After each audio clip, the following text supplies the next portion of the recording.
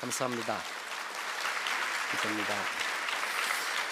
장로님들 만나 뵙게 돼서 반갑습니다. 좌우 한번 인사합시다. 관심 받고 싶어요. 시작. 이게 과도한 관심이 때로는 이제 부담이 되기도 하는데요.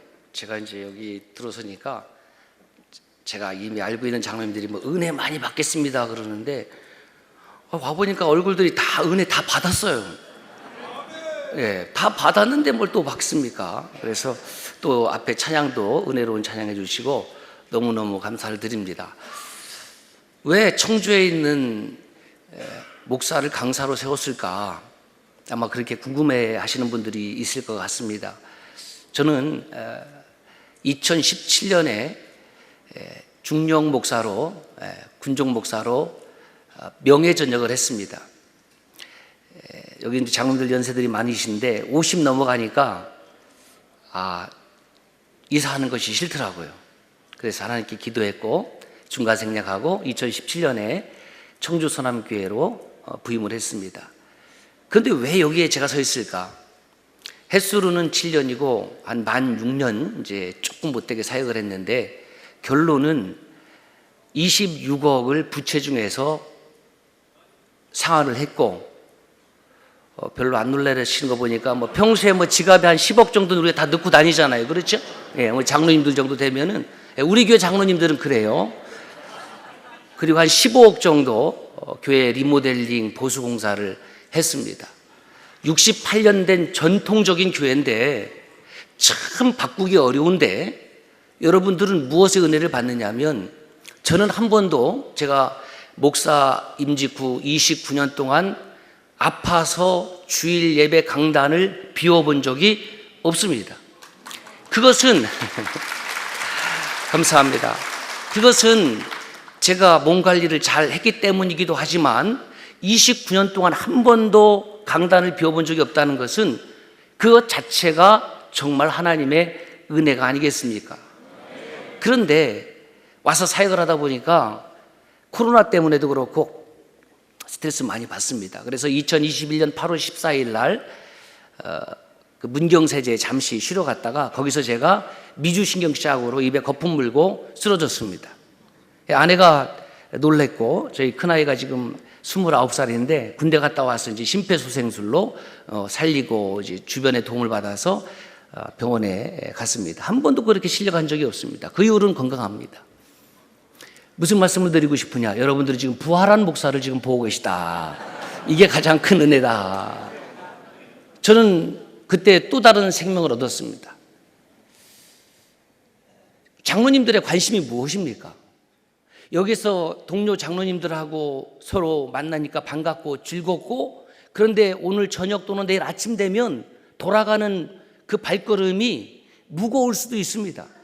왜냐하면 여기서는 음식도 주고 반갑게 맞이했는데 또 개교회 가는 발걸음은 그렇게 쉬운 발걸음이 아닐 수 있다는 겁니다.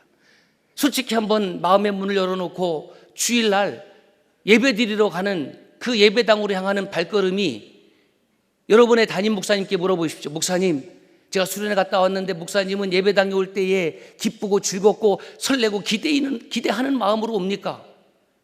장로님도 스스로 한번 물어보자고요. 나는 예배당에 갈 때에 정말 설레이는 마음으로 기쁜 마음으로 목사님을 만나고 그리고 성도들을 만나는 그런 기대감으로 가는지. 자, 담임 목사를 만나는 기대감으로 가는 장로님 손 듭시다. 하나 둘 셋.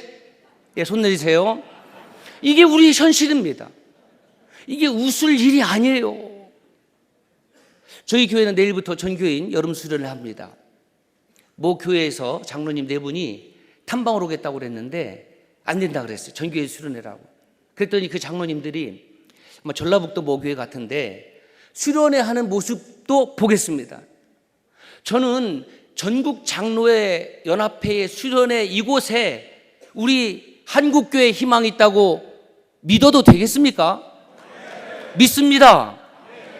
여기에 희망이 없으면 정말 희망이 없는 거예요. 그 절박한 마음으로 왔습니다. 전장영 세미나 지난 6월 달에 저희 교회에서 하면서 제가 잠깐 20분 정도 브리핑을 해드렸습니다. 그 때문에 저를 강사로 초청한 것 같아요. 그 이후에 몇몇 교회에서 우리 교회를 탐방하겠다고 왔습니다. 그래서 우리 교회 당에서 장로님들이 또 동료 장로님들 또 우리 목사님들 오니까 정성껏 식사도 준비하고 이렇게 환영하고 맞이해줬거든요. 제가 가지고 있었던 편견이 뭐냐면 다 그런 것은 아니지만 한번 손들어 봅시다. 나는 스스로 생각할 때 꼰대 장로라고 생각하는 분 손들어 보세요. 꼰대 장로다. 예, 아무도 없죠. 예, 아무도 없어요. 그럴 줄 알았어요. 자기는 꼰대라고 생각 안 하지 않죠. 남들이 꼰대라고 생각하니까 문제지. 그러면 누구한테 물어보냐면 다른 사람한테 물어보면 힘이 드니까 아드님이나 따님한테 물어보세요. 야, 아빠가 꼰대 같으니 솔직하게 얘기해 줘. 꼰대 있을 겁니다. 시대의 흐름을 전혀 읽지 못하고 그저 자기의 고집만 옳다고 생각하는 분들도 있을 겁니다. 그런데 꼰대 장로만 있는 것이 아니더라고요. 꼰대 목사들도 있더라고요. 저한테 전화로 해서 하도 제가 와기를 벗어도 되겠습니까? 허락이요? 예.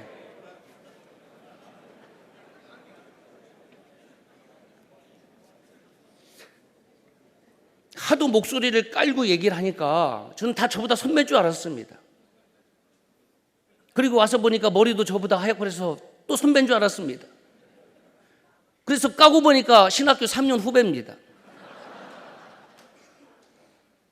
저는 꼰대 목사가 있다는 것을 보고 깜짝 놀랐습니다. 장로님들은 어떻게든 배우겠다고 그 먼 길을 왔는데 목사님은 오히려 내가 뭐 목사인데 또 누구한테 뭘 배우나 이런 디펜스하는 마음을 가지고 있습니다. 신학대학원 동기 목사님이 신학대학원 졸업한 지 진짜 30년 만에 문자가 왔습니다. 여기 계시는 목사님, 저희 장로님들 혹시 그 교회에 있으면 용서하고 들으세요. 현충일 날 오겠다고. 그래서 내가 현충일은 우리 부교육자들도 그리고 직원들도 쉬어야 됩니다. 틀립니까? 맞습니까? 그래서 양해해 주시기 바랍니다. 그렇게 문자를 보냈는데 그 뒤로 답신이 없습니다. 그 말인즉슨 그 교회 장로님들이 지도자 세미나 왔다가 청주의 한 교회 가서 한번 볼 것이 있구나 그렇게 얘기를 했겠죠. 그러니까 목사님께서 뭐 마지못해 한번 가봅시다 그랬는데 이제 거절이 아니라 안 된다고 하니까 잘 됐다고 생각했는지는 모르겠습니다. 저 같으면은 정말 그 교회 가서 뭔가 하나라도 배우고 싶은 마음이 있다고 하면 언제 가면은 그 교회를 탐방할 수 있습니까? 라고 답신이 되어 있어야 되는 것이 상식이 아닌가. 제가 매도하는 것은 아니지만 우리 목사들도 은근히 꼰대 목사들이 많이 있습니다. 그러니까 장로님들이 지금 예배당 갈 때에 이 수련회 마치고 주일날 예배 드리러 갈 때에 여러분의 담임 목사 얼굴이 보고 싶지 않다고 하면 둘 중에 하나는 병든 것 아니겠습니까? 반드시 병든 거예요. 여러분 집으로 이제 수련회 끝나고 돌아가셔야 되는데 대부분 남성 장로님들 집으로 돌아가기를 거부한다고 하면 이거 뭐 문제 있는 거 아니겠어요? 이게 똑같은 겁니다. 똑같은 거. 저는 수련회 프로그램을 쭉 봤습니다. 지금 이제 코비드-19이 끝나고 팬데믹에서 엔데믹으로 전환되고 기대가 되는데 제가 이렇게 생각하는 거예요. 올해 우리 교회가 일어나지 못하면 내년에 일어나지 못한다는 거예요. 올해 목사가 일어나지 못하면 올해 장로님들이 일어나지 못하면 내년에도 기대할 수 없다라는 겁니다. 정말 절박한 마음으로 장로님들이 무엇에 관심이 있습니까? 관심이 지금 모인 이유는 장로의 연합수련회에 모인 이유는 결국은 하나님의 몸된 주님의 몸된 교회 아닙니까? 할렐루야. 교회가 새로워지고 교회가 부흥되고 교회가 일어나기를 원하는 지금 그 절박한 마음을 잃어버리고 여기서 먹고 즐기고 내려가면은 아마 허전할 겁니다. 어떤 자매가 목사님을 찾아와서 물었습니다. 완전한 교회가 혹시 없나요? 있지요. 목사님 그 소개해 주세요. 소개 못합니다. 왜요? 그 완전한 교회가 자매님이 등록하는 순간 불완전한 교회가 되기 때문에 그렇습니다. 사랑하는 장로님 여러분, 어느 교회도 완전한 교회는 없습니다. 지상의 교회는 완전하지 않습니다. 천국의 모형 아파트 분양할 때에 모델하우스가 있습니다. 기가 막히게 예쁘게 해놓습니다. 그런데 집에 오면은 그런 모습이 아니죠. 너저분하게 있죠. 그래서 잔소리하면 꼰대가 되는 겁니다. 그리스도의 몸된 교회지만은 이 교회는, 지상에 있는 교회는 완전하지 않습니다. 어떤 목사도 100% 100점짜리 목사가 없고, 어떤 장로님도 권사님도 집사님도 100점짜리가 없습니다. 우리는 다 불완전하고 우리는 연약합니다. 그래서 우리는 주님 앞에 이를 때까지 텔레이오스, 사도행전까지는 제자로 부르다가 서신서로 넘어가면 제자라는 말이 사라지고 온전함으로 대체됩니다. 이 텔레이오스는 머추어, 성숙을 말하는 거죠. 그러면서 우리가 하나님 앞에 이를 때까지 점점점 영적으로 성장하고 성숙해가는 과정이다. 자, 장로님 보십시오. 장로님들이 꿈꾸는 교회 모습 있습니까, 없습니까? 장로님들이 꿈꾸는 목사님 있습니까, 없습니까? 아, 이런 교회였으면 좋겠다. 아, 이런 목사님이었으면 좋겠다. 제가 꿈꾸는 목회 중에 하나는 정말 잘 섬겨주고 베풀어주는 목사였으면 좋겠다. 저는 이 자리에 지금 저희 손위 처남 우리 형님 장로님도 와 계세요. 잘 섬겨주고 지갑을 여는, 지갑이 회개하기 전까지는 회개한 것이 아니라고 그랬는데 너무 인색해. 그러니까 장로님들도 같이 인색하는 겁니다. 저는 제 목양실이 항시 오픈되어 있습니다. 그리고 먹을 것이 엄청 많이 있습니다. 장로님들이 제 방에 왜 들어오냐? 먹으러 들어옵니다. 제가 들어올 때 긴장할 필요가 없습니다. 뭐 심각한 얘기가 없어요. 먹으면서 다 소통이 됩니다. 그리고 소통하기 위해서 제가 핸드드립을 한 8년 전, 10년도 넘게 배워서 오는 사람마다 제가 다 대접을 합니다. 장로님도 대접하고, 아침에 경건할 때에 부교육자도 대접을 하고, 직원도 대접을 하고, 똑같이 대접을 합니다. 점심 식사할 때는 부교육자와 직원들 저 가리지 않습니다. 제가 짜장면 먹으면 직원도 짜장면 먹습니다. 제가 조금 비싼 10,000원짜리 먹으면 직원도 똑같이 10,000원짜리 먹습니다. 먹는 데에 차별 두지 않습니다. 각자 생각하는 목사님상, 목사는 장로님상, 권사님상, 교회상이 있다라는 겁니다. 그런데 그 상에 가깝게 지금 우리가 신앙생활을 하고 있느냐? 아, 포기했어. 그런 장로 없어. 그런 목사 없어. 그런 교회 없어. 7년 전으로 돌아가서 만약에 다시 청주선암교회로 청빙한다고 그러면 저는 짐 싸들고 해외로 튑니다. 안 갑니다. 왜냐면 죽어봤기 때문에. 찬송가 191장에 보면은 할렐루야 함께 하시네 좁은 길을 걸으며 밤낮 기뻐하는 것 주의 영이 함께함이라. 로마서 8장 9절에 보면 누구든지 주의 영이 없으면, 그리스도의 영이 없으면 그리스도의 사람이 아니라고 그랬잖아요. 왜 우리가 예배당에 갈 때에 기쁘지 아니할까? 하나님의 영이 함께하지 않으니까. 우리 장로님들 그렇지 않습니까? 목사가 하나님의 영이 함께하지 아니하는 목사라고 하면 껍데기잖아요. 거기에 무슨 능력이 있습니까? 장로님들도 하나님의 영이 함께하지 않는 장로님이라면 껍데기 장로님 아닙니까? 하나님의 영으로 충만하다고 하면, 성령으로 충만하다고 하면 예배당에 가는 걸음이 힘들고 어려워도 기뻐야 될 줄로 믿습니다. 성령 충만이 무엇입니까? 저는 이 문제 가지고 실은 많이 했습니다. 도대체 성령 충만이 뭔가 간단하게 얼마 전에 정리를 했는데요. 그것이 뭐냐면 성령 순종입니다. 하나님의 영에 의해서 통치를 받고 지배를 받고 다스림을 받는 겁니다. 하나님의 영에 의한 통치와 지배와 다스림, 그렇게 받으면 어떻게 되느냐? 순종할 수밖에 없습니다. 그 사람의 순종하는 모습을 보면 그 사람이 성령의 사람인지 아닌지 알 수가 있습니다. 여러분, 이 시대에 신학적으로 중요한 화두가 뭐냐면 공적 신학입니다. 교회의 공공성, 한 번쯤은 들어보셨을 겁니다. 저 그 말씀드리려고 하는 것이 아닙니다. 또 하나는 기후환경 때문에 생태신학, 매우 중요합니다. 교회가 이 기후운동에도 앞장서야 된다고 저는 100% 동의합니다. 그런데 말이죠. 교회가 공공성, 공적 신학, 사회적인 소셜 리스폰시빌리티 다 감당하고 싶은데 문제는 교회가 벽에 들었다는 겁니다. 죽은 자는 말이 없습니다. 교회가 건강하지 못합니다. 교회가 지금 사그러들고 있습니다. 마이너스 시대로 이미 접어들었습니다. 그래서 좀 그것을 하고 싶어도 그것은 신학자들의 이론에 불과하고 지금 우리 교회는 죽느냐 사느냐의 문제에 걸려 있다라는 사실입니다. 그래서 여러분, 교재를 보면 뭔 말에 교회의 위기 문제가 있습니다. 보세요. 오늘 우리 한국 교회의 위기가 어디에 있습니까? 많은 사람들이 진단 다 끝났습니다. 그건 말씀드리지 않겠습니다. 자, 신학자가 있습니까? 없습니까? 많습니다. 신학교 교수들 억수로 많습니다. 통합치계 신학교 교수들 많습니다. 제 선배도 동기도 후배도 교수들 많이 있어요. 교회 아직도 예배당 엄청 많이 있습니다. 장로님, 다 장로님이에요. 다 장로님. 여기서 장로님 하면은 몇백 명이 쳐다봐요. 목사님이 없을 때니까 이럴 때는 얼마나 좋은지 몰라요. 장로님 많이 있죠. 권사님 많이 있죠. 집사님 많이 있죠. 목사님들 많이 있어요. 그렇게 많이 있는데 왜 우리 교회는 지금 죽어가고 있다고 하고 아이들이 사라지고 있다고 그러고 지금 탄식을 하고 있느냐라는 이 말씀입니다. 저는 그 쇠퇴의 원인이 목회자에게 있다고 생각합니다. 저를 목회자 세미나에 불렀어도 저는 똑같은 얘기를 할 겁니다. 목회자에게 있습니다.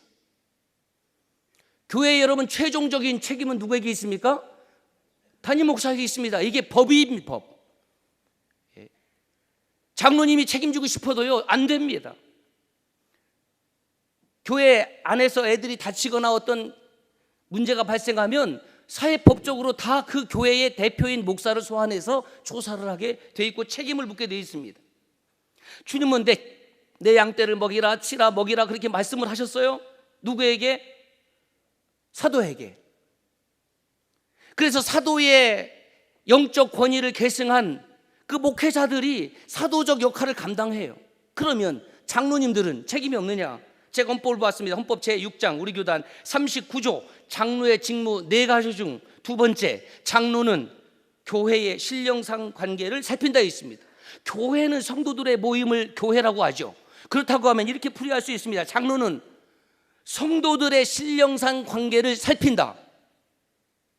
장로는 성도들의 신령상 영적인 문제를 살피고 돕고 케어하고 보호하고 책임져 주는 것이 장로의 역할이다.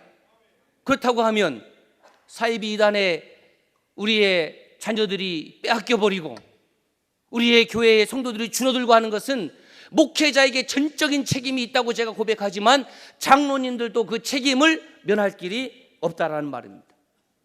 어느 강의를 가도 교회 부흥, 교회 성장이라는 말을 잘 사용하지 않습니다. 부흥의 시대가 이미 지났다라고 판단하기 때문에 그렇습니다. 신학교에서도 한국 교회의 쇠퇴의 원인이라든가 유럽이나 미국, 북미 교회의 교회의 쇠퇴 원인에 대해서 그 논문을 쓰는 것은 어려운 일이 아닙니다. 자료만 갖다 놓으면 얼마든지 쓸 수 있습니다. 석사학위, 박사학위 쓸 수가 있습니다. 그런데 여러분 그걸 아십시오. 한국 교회의 쇠퇴 원인에 대해서 박사학위를 받았습니다. 그 박사학위가 과연 자랑스러운 박사학위냐는 겁니다. 한국 교회가 부흥하는 것에 대해서 박사학위를 쓴다고 그러면 정말 자랑할 만한 일이지만 지금은 어디를 가나 세미나를 들어도 뭐 원인 얼마든지 다 얘기해요. 그런데 대책이 뭐냐? 동해안에 산불이 많이 발생합니다. 양간지풍이라고 그러죠. 양양과 간성 사이에 물어서 양간지풍. 그 불이 왜 무서우냐면 불 붙으면 불이 점프를 합니다. 100m, 150m, 200m를 점프해서 붙여버리는 겁니다. 불났습니다. 우리 교회는, 제가 섬기고 있는 교회는 정말 문제 없습니다. 괜찮아요. 까딱없습니다. 그 문제는 우리가 문을 꼭 걸어 잠그고 저 옆에서 지금 1m, 1km, 500m에서 불이 시뻘겋게 타고 있는데 문을 닫은 채 우리 교회는 문제 없어. 남의 교회 문제야. 우리 교회 문제 없어.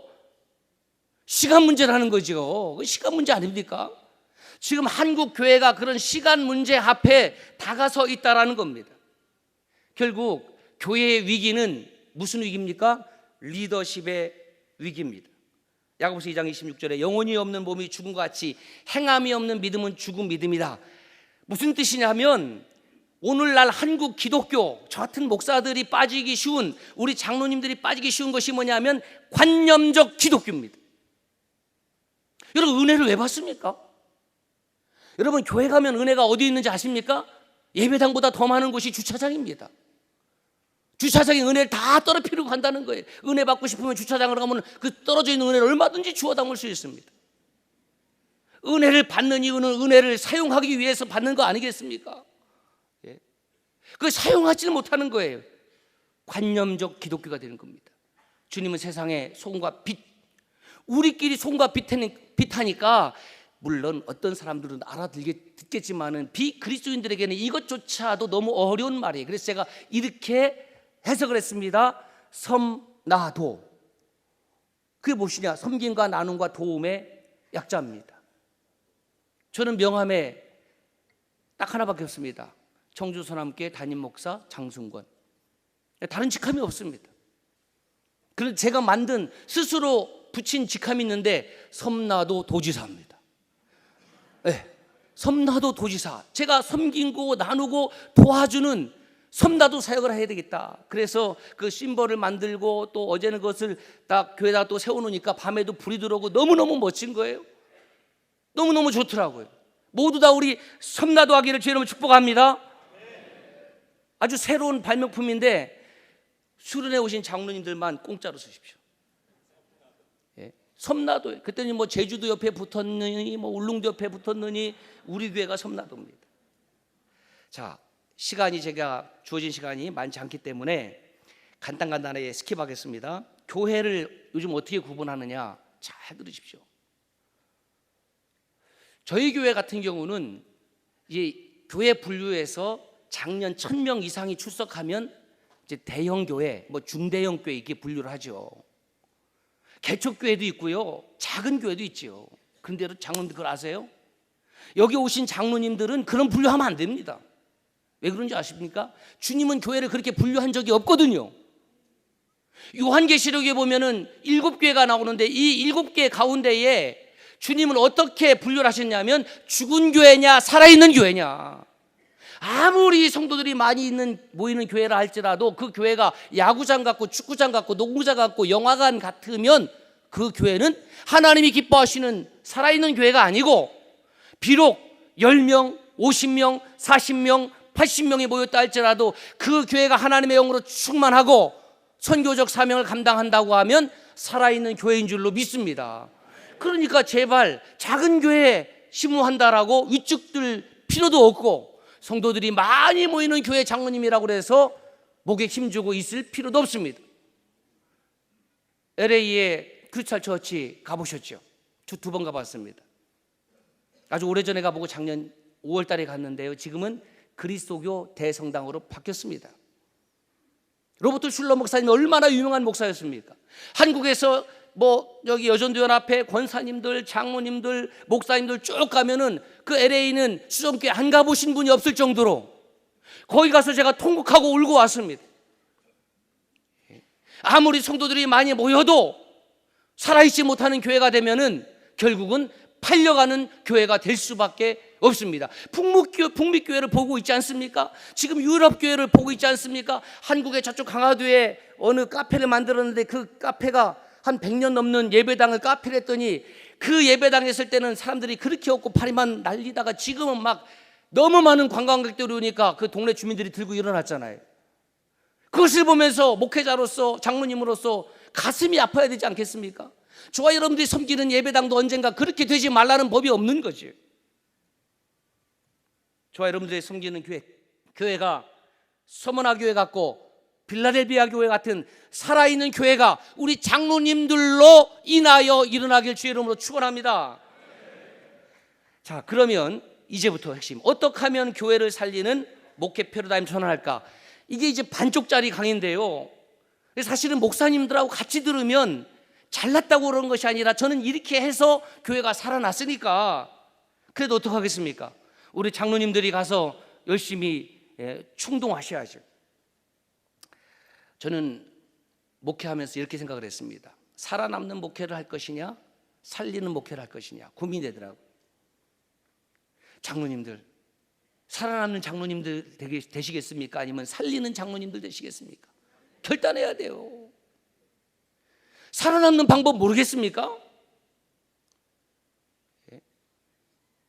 산전수전 다 겪었는데 순진해 보입니까? 제가? 잘못 보셨어요. 안 순진하거든요. 장로님들도 보니까 안 순진하게 생기셨어요. 그 나이에 어떻게 순진합니까? 퓨리탄, 퓨어, 순수한, 청교도 이렇게 번역하지 않았어요? 순수하려고 하는 것이죠. 복음 앞에서, 하나님 앞에서 그 처음 신앙을 잃어버리지 아니하고 순수하려고 하는 것 아닙니까? 우리 장로님들은 여러분들이 섬기는 교회 목사님이 지금 살아남는 목회를 하고 있는지, 아니면 교회를 살리고 있는 목회를 하고 있는지, 만약에 본인이 그 목사님이 살아남는 목회를 하고 있다면 장로님들이 눈물에 기도를 하면서도 우리 교회를 살리는 목회를 해달라고 기도할 수 있기를 부탁을 드립니다. 제가 신학교 때 어디에서 뿅 갔냐면, 교수님이 지금 은퇴하셨는데 여 교수님이었어요. 그때 로고스, 에토스, 페토스, 여러분 다 아실 겁니다. 페토스, 이게 패션 아닙니까?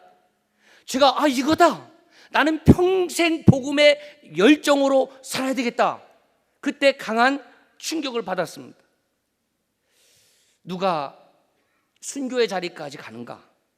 누가 목숨을 걸고 사역을 하는가?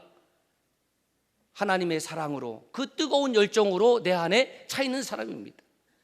지금 길을 걸어가는 그 젊은 남녀가 있으면, 청춘 남녀가 있습니다. 얼마나 덥습니까? 둘이 손을 꼭 붙잡고 갑니다. 자, 어떤 분이 꼰대 장로님인지 알려드릴게요. 손을 꼭 잡고 가는 그분들을 보면 아름답다고 느끼는 분은 꼰대 장로님이 아니고, 아니 지금 저것들이 뭐하는 짓이요? 지금 날씨도 더워 죽겠는데, 이런 분들은 꼰대임에 틀림이 없습니다. 사랑을 하면 그 사랑의 열정은 주변 환경과 상관없이 환경을 이깁니다. 날씨가 아무리 더워도 그 청춘 남녀는 손잡고 걸어가는 거예요. 왜? 페토스, 패션 때문에 그렇습니다. 그래서 이 패션에 이중적인 의미가 있는데 그것이 무엇입니까? 순교입니다. 순교. 헬라어로 말투스, 증인과 순교, 폴리캅 이웃, 이렇게 이중적인 의미를 갖게 되었는데요, 하나님을 사랑하는 뜨거운 복음의 열정이 있으면 순교의 자리까지 간다라는 뜻입니다. 길 가는데 아이가 공을 갖고 있다가 공이 도로로 굴러갑니다. 어떻게 해야 되겠습니까? 소리치죠. 아이가 못 듣습니다. 그러면 뛰어나야죠. 아니야, 저 아이가 그 도로로 가는 데는 각자 충분한 개인의 의견이 있지, 그거를 강제로 도로에서 빼오면은 인권을 침해하는 거지. 요즘 인권 하는 시대니까. 그런데 여러분 그걸 아십시오. 인권보다 더 중요한 것은 생명입니다.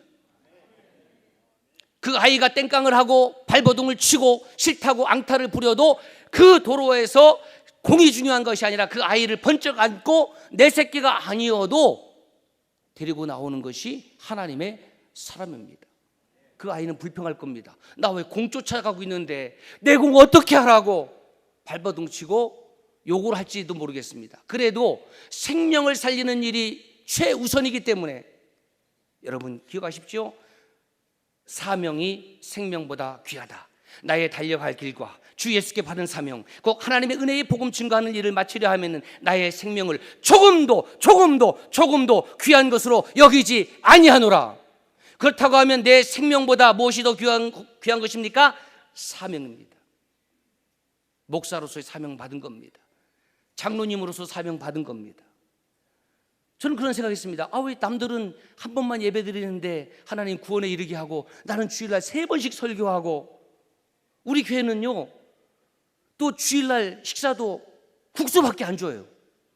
제 소원이 밥 주는 교회로 청빙받는 거예요. 뜻이 있는 교회는 불러주세요.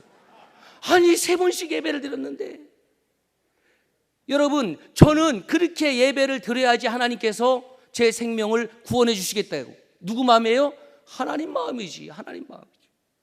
장로님들은 왜 다른 교인들보다 더 헌신해야 되는 겁니까? 뭐 대접받는 것이 남달라요? 그렇지 않습니다. 장로의 직분을 잘 감당해야지 하나님께서 구원해 주시겠다고. 그래서 우리가 헌신해야 되는 이유는 구원받고 사명받았기 때문에 더 결정적인 이유가 있습니다. 장로님들이나 저나 동일한 공통점이 분명한 것이 하나가 있는데, 그것이 뭐냐면 빚진 자입니다. 저는 신학교 때 그렇게 생각을 했어요. 내가 사명받았으니까, 그것도 참 감동이 되었는데, 제가 하나님 앞에서 로마서 1장 14절 말씀을 읽었습니다. 헬라인이나 야만인이나 지혜 있는 자나 어리석은 자에게 다 내가 빚진 자라. 사도 바울이 언제 빚을 졌습니까? 안 졌지요. 사도 바울이 빚을 졌다면 예수님께 졌지요. 그런데 사도 바울은 예수님께 빚졌다고 얘기하지 아니하고 헬라인이나 야만인이나 지혜 있는 자나 어리석은 자들에게, 그래서 이방인들에게 복음을 전하지 않아요? 깨달았어요. 아하, 내가 하나님의 일을 목숨 걸고 해야 되는 이유가 뭐냐면 내가 빚진 자구나, 빚 갚는 거구나. 여러분, 빚 갚는 것은 튕길 일이 아니더라고요. 빚 무섭습니다. 이자가 올라가면 정말 무섭습니다. 왜 우리가 목사로서 장로로서 충성하고 헌신해야 되느냐? 빚진 자입니다. 빚진 자. 복음의 빚을 졌습니다. 빚 갚는 거예요. 세상의 빚은 채권자에게 채무자가 갚는 것이지만은 복음의 빚은 우리가 예수님께 그대로 갚는 것이 아니라 복음을 모르는 사람들에게 복음을 전하고 그들의 생명을 구원하는 것이 바로 빚 갚는 방법이라는 겁니다. 자, 그럼 어떻게 하면은 패스토럴 패러다임 시프트 포 리처치, 교회를 새롭게 하고 교회를 부흥하게 하는 목회 패러다임을 어떻게 바꿀 것인가? 이게 실제입니다. 삼성 공식 세계적인 그룹이 됐습니다. 1993년에 고 이건희 회장이 프랑크푸르트에 가서 임직원 회의를 하면서 한 회의가 소개되었습니다. 그 일명 프랑크푸르트 선언이라고 합니다. 제가 인용하겠습니다. 내가 변해야 된다. 바꾸려면 철저히 바꿔라. 극단적으로 얘기해서 아내와 자식들 빼고 모든 것을 바꾸라. 사랑하는 장로님들, 여러분들의 교회가 침체되었습니까? 성장하지 않습니까? 그러면 여러분과 여러분 남편과 아내만 빼놓고 철저히 다 바꾸시기를 바라요. 바꾸면 삽니다. 안 바꿔도 됩니다. 옷장사 하시는 분들은 철 따라서 디스플레이를 바꿉니다. 가을 되면 바꿉니다. 가을이 오기 전에 바꿉니다. 안 바꿔도 상관없습니다. 뭐라고 하지 않습니다. 안 바꾸면 망합니다. 리처치 하기 위해서 다시 교회가 회복되는 이 절대절명의 이 위기의 순간에, 위기가 곧 기회라고 그랬으니까 우리가 철저하게 바꾸면 한국교회가 우리 장로님들을 통해서, 동역하는 우리 목사님을 통해서 한번 멋지게 다시 일어나는 세계 교회 역사에 길이 남는 부흥의 역사를 경험하게 될 것이고, 아무리 외쳐도 내가 담임 목사하는 동안에는 문제없어, 내가 시무장로 하는 데는 문제없어, 그리고 문을 꼭 닫고 방문을 걸어 잠근다고 하면 10년, 20년 후에 철저하게 피눈물을 흘리게 될 겁니다. 우리가 10년을 앞서가는 교회가 우리라고 붙인 것이 아닙니다. 얼마나 교만합니까? 전장년 회장단 임원분들이 와서 우리 교회를 다 시찰한 후에 그분들이 한 겁니다. 영광스러운 별명이 되었습니다. 10년을 앞서가는 것. 그래도 사명이 막중하다고 생각합니다. 그런데 변화를 요구하지만 막상 변화가 시작되면은 그 변화에 따라서 무엇이 생기냐면 불안이 찾아옵니다. 왜? 삶의 자리가 흔들리니까. 그 불안 때문에 다시 변화의 반작용으로 변화에 성공하지 못하는 겁니다. 여러분, 변화를 원하십니까? 하나님께서 새롭게 교회를 부흥시키기 원하십니까? 그러면 불안을 두려워하지 마십시오. 평안을 너에게 주노라고 말씀하시지 않았습니까? 세상이 주는 것과 같지 아니하는, 내가 주는 평안은, 하나님이 주는 평안은 세상이 주는 것과 같지 않은 평안이 변화에 따른 불안을 이기게 합니다. 그러면 저는 무엇을 바꿨을까요? 제가 지난 만 6년 동안에 리스트가 있습니다. 탐방 오시면 다 공개를 하겠습니다. 총 130여 개의 리스트를 바꿨습니다. 교회 개혁 프로그램을 했습니다. 당회의 절대적인 지지가 아니면 불가능합니다. 그래서 오늘 이 자리에 같이 참여한 우리 당회원 장로님들을 사랑하고 존경합니다. 너무너무 감사한 거죠. 왜? 교회 살리자고 한 거니까. 생각을 해보세요.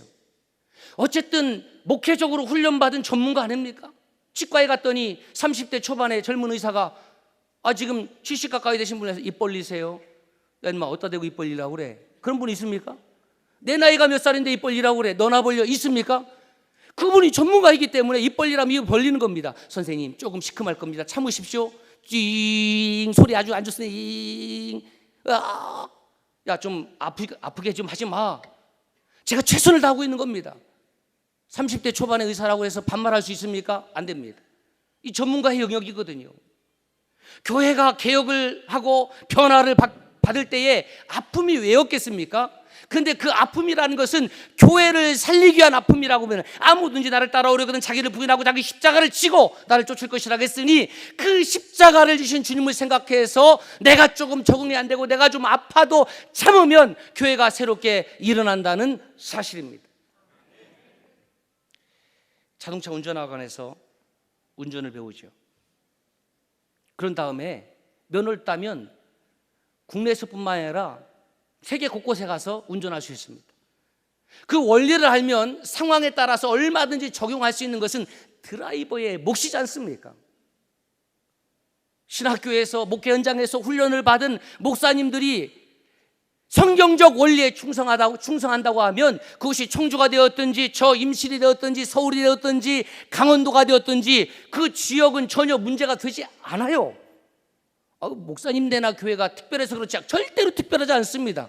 우리 교회도 68년 된 아주 그런 그 역사라고 얘기할 수도 있고요.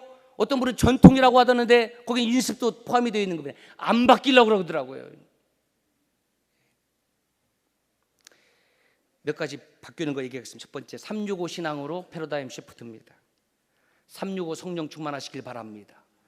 가끔씩 금요 성령 집회 때만 성령 충만하게 하지 마시고, 왜 이렇게 우리 한국교회는 성령을 파편적으로 이해합니까?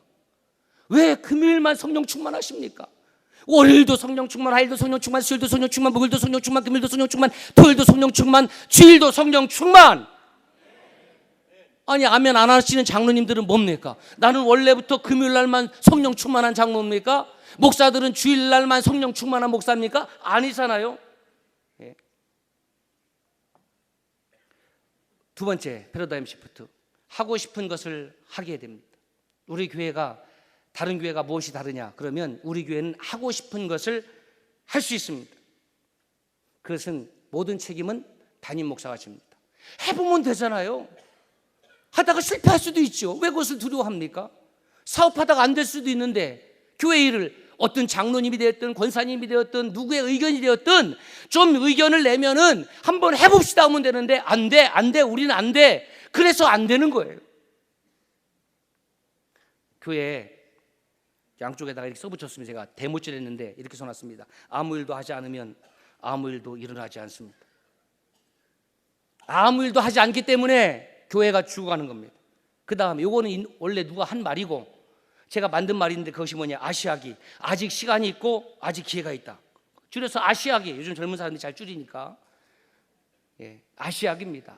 우리 장로님들께서 여기 이렇게 모인 것은 전장년 수련회가 될 수 있는 것은 아직은 기회가 있다라는 저는 신호로 여깁니다. 오트 세미온 사인입니다. 여기서 일어나지 못하면 언젠가는 전국 장로연합회 수련회도 이제 정말 연세가 80 넘으신 몇 분만 앉아 계시는 날이 올지도 몰라요. 세 번째, 패러다임 시프트. 소그룹 사역으로, 저는 목장 사역으로 과감히 바꿨습니다. 그랬더니 어떤 후배 목사님 와서 저한테는 목장 사역 목사님 이거 어떻게 하는 거예요? 죄송합니다. 한 대 줘받고 싶었습니다. 그게 간단히 얘기할 수 있는 거면 누가 못하겠습니까?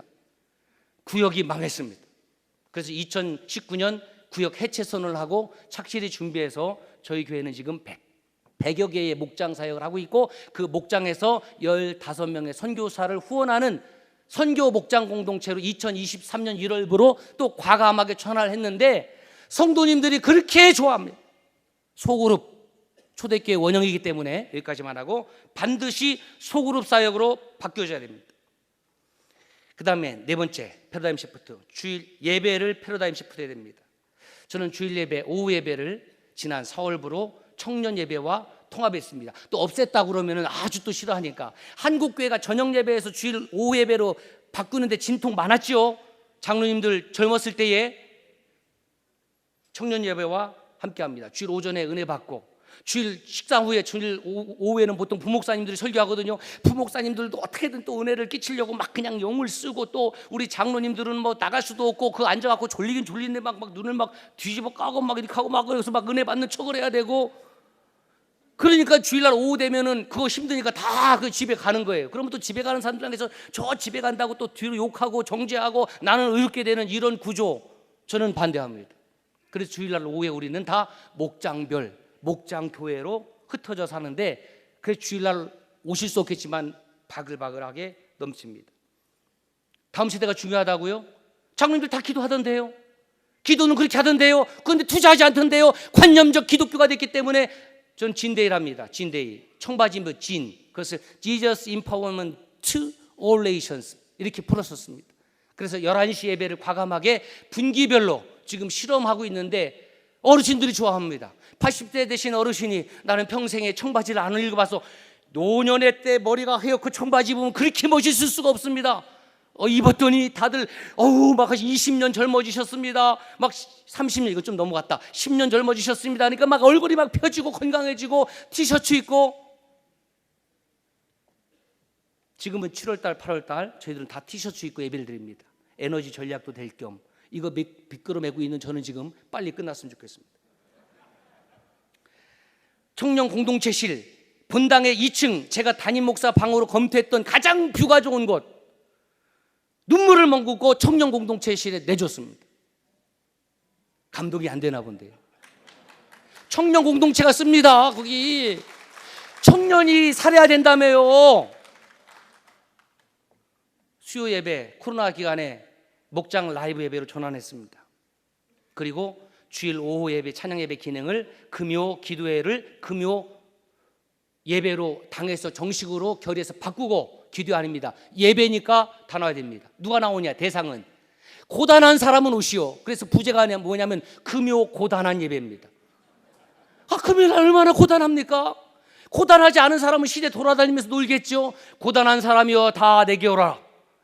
수고하고 무거운 짐진 자들아 다 내게 오라. 수고하고 무거운 짐진 사람이 다 고단하거든요. 일주일간의 피로가 다 쌓여서. 그런데 그 고단한 예배를 드렸더니 그 고단함 속에 드리는 그 예배 가운데에 하나님의 영광의 임재가 있는 줄로 믿습니다. 그 금요 고단한 예배를 드리고 있습니다. 새벽기도 명칭, 정적인 명칭에서 저희는 새벽 행진으로 바꿨습니다. 2021년 코로나 한참일 때 제 조사에 의하면 전국에서 90일 특별 새벽기도 한 최초의 목사가 접니다. 죽기를 각오하고 90일 특별 새벽기도 했습니다. 그때 열을 채워갖고 100일 할까 했는데 정말 그러다가 순교할 것 같아갖고요 90일 딱 끝냈더니 서울에 있는 모 교회가 유튜브 조사하면 2번째로 하더라고요. 그거 끝나고 나서 제가 그래도 죽더라도 100일 할걸, 절에 다니는 사람들도 100일 기도하는데 지금 특별 새벽기도 100일째 중입니다. 끝났군요. 이제 텀 끝났습니다. 60일 끝났습니다. 잠깐 행진 중이니까 5분 휴식 중에 있습니다. 그 100일 마칠 거예요. 우리 교회 성도님들은 특별 새벽기도에 특세 5일 한다고 그러면 이제 웃습니다. 20일씩 합니다. 20일씩 끊어서 하고 잠깐 쉼의 시간을 드립니다. 그 다음에 5번째, 전교인 매일 성경 통독, 공동체 성경 읽기로 패러다임 시프트 해야 됩니다. 자세히 말씀 못 드립니다. 그 다음에 다음 세대를 위한, 이거 중요하죠. 다음 세대 어떻게 패러다임 시프트 할 것인가. 우리 선생님들, 저희는 교회 학교 교사가 약 130명입니다. 사기 어디라도 충전합니다. 1년에 3번씩 성대하게 선생님들 격려 식사 대접합니다. 그리고 지난달에 교사 복을 만들어서 차기했습니다. 선생님들이 연령에 상관없이 카페에서 선생님을 보거든 우리 아이의 영적 스승이니까 커피를 사주든지 무엇을 사주든지 존중해주고 예우해주도록 바꿨습니다. 교사 유니폼을 저희가 아마 한국교회에서 최초로 지금 만들어서 지금 입고 있습니다. 결정적인 교회가 새롭게 된 원인은 2018년에 제가 하이랜드 키즈 카페를 열었는데, 글쎄요, 제가 아는 범위 내에서는 한국교회에서 가장 잘된 키즈 카페가 아닐까. 한 140평 지하에 되어 있는데 유치부 아이들만 1,700명 정도 지금 등록이 되어 있습니다. 안 놀라시는 분들을 보고 제가 놀라는 거예요. 없었어요. 주변에 있는 어린이집 유치원이 40군데가 저희들하고 협약을 맺어서 매일 아침에 어린아이들 그 애기들이 참새 찍찍하고 예배당으로 몰려 들어옵니다. 다 잠재적인, 다 하나님 나라의 백성인 줄로 믿습니다. 그랬더니 어떤 분이, 그럼 목사님, 꼭 그런 분들이 있어요. 그러면 교회 나오는 유치부 애들은 몇 명이에요? 이런 분들이 있어요. 한 300명 정도 됩니다. 여러분 교회에 유치부 아이들 300명 있습니까? 그 왜 안 놀라세요? 예, 너무 놀랄 일이라. 예. 최근에 저기 뉴스를 보셨는데 그 뉴스가 뭐냐면 SBS 지역 방송 SBS인데 CJB입니다. 여러분 20초 광고에 얼마 드는지 아십니까? 그래서 PD가 그 소식을 듣고 학생들을 위한 에메트 스터디 카페를 만들었다는 이야기를 듣고 왔어요. 1분 30초 찍으려고 왔는데 그것을 보고 시설을 보고 감탄해서 30초 늘려서 2분을 방영했습니다. 청주 시내가 뒤집어졌고 충청북도가 뒤집어졌습니다. 그래서 CBS에서 또 취재를 와서 5분을 가더라고요. 여기 C채널 또 부사장님 오셨는데 C채널이 지난주에 와갖고 또 사전 답사했습니다. 아, 되는구나. 너무 많아요. 자, 그 다음에 7번째 청춘 공동체. 노인대학 하는 교회 있죠. 전 노인대학 폐지해버렸습니다. 왜? 노인대학 가서 봤더니 내 나이가 어때? 이것만 하고 있는 거예요. 사랑하기 딱 좋은 날인데 우리 어르신들 보니까 몇 분 없어. 그리고 다 이제 순회하시는 노인들인데 한 해 예산이 3천만 원, 4천만 원 들어갑니다. 나는 우리 교회 성도님들 보니 어르신들 보니까 평생을 교회에서 헌신하고 바친 분들 다 잘 섬겨야 되겠다. 그래서 청춘 공동체를 만들어서 그 예산을 거기다가 투자를 합니다. 어르신들이 좋아합니다. 평생 찬송가 하신 어르신들이 왜 거기서 내 나이는 어때서 그걸 뭘 불러야 됩니까? 예? 그 다음에 어르신들이 이제 연세가 많아지니까 홀로 계신 분들이 많아요. 그래서 한 끼 청춘이라는 프로젝트를 만들어서 그 홀로 계신 분들 주일날 얼마나 예배당 끝나고 갈 때 쓸쓸할까 그 마음 들어서 그 평일날 하루를 담당 목사님하고 그 사역자를 해서 좋은 곳 모시고 가서 식사 대접하고 놀이하고 그런 한 끼 청춘 따라합시다. 한 끼의 식사는 위로요, 격려요, 사랑이다. 한 끼 식사가 중요한 겁니다. 여러분, 저는 소신이 그렇습니다. 박사보다 밥사가 한 끗발 더 위다. 예? 박사인데 밥을 못 쓰는 밥통 박사들이 얼마나 많은지 몰라요. 저도 학위 있지요. 여러분, 장로님들은 밥사님들로 임명합니다. 할렐루야. 어느 시대나 나는 못해 이런 분들 때문에 안 되는 거예요. 각 교회 가셔서 장로님들이 불쏘시개가 되십시오. 저희 교회 장로님들 잠깐만 일어납시다. 우리 장로님들, 사랑하는 중교회 장로님들, 예, 우리 장로님들. 제가 뭐라고 하는지 이렇게 얘기합니다. 그대로 할게요. 우리 장로님들, 시무 장로님들 16분 가운데에 2분만 제 손 밑이고 다 위에요. 인간적으로 말하면 형님들인데 같이 충성하십시오. 장로님 같이 충성합시다. 그러면 은퇴 후에 내가 섭섭하게 안 해드릴게요. 예, 저는 까놓고 얘기하는 거예요. 어떡하면 섭섭하게 같이 밥 먹고 안 좋아하시는데 같이 차 마시고, 예? 같이 여행도 가고. 우리 장로님께 그렇게 말씀을 드렸습니다. 우리 사랑하는 귀한 장로님들, 목숨 걸면, 목사 한 사람이 목숨 걸면, 장로님 한 분이 목숨 걸면, 여러분들이 섬기는 교회가, 당회가 목숨 걸면 한국교회 일어납니다. 오늘 여기가 한국교회에 일어나는 시발점이 되길 주의 이름으로 축원합니다. 감사합니다.